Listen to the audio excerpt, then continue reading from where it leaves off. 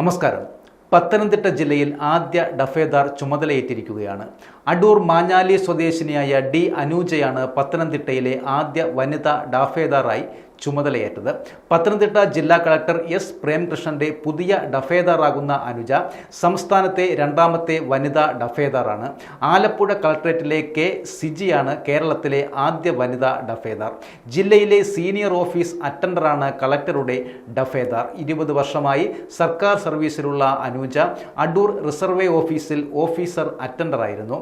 ഡഫേദാർ G ഷിബുവിന് സ്ഥാനക്കയറ്റം ലഭിച്ചതിനെ തുടർന്നാണ് ഈ പദവിയിലേക്ക് അനുജ എത്തുന്നത്.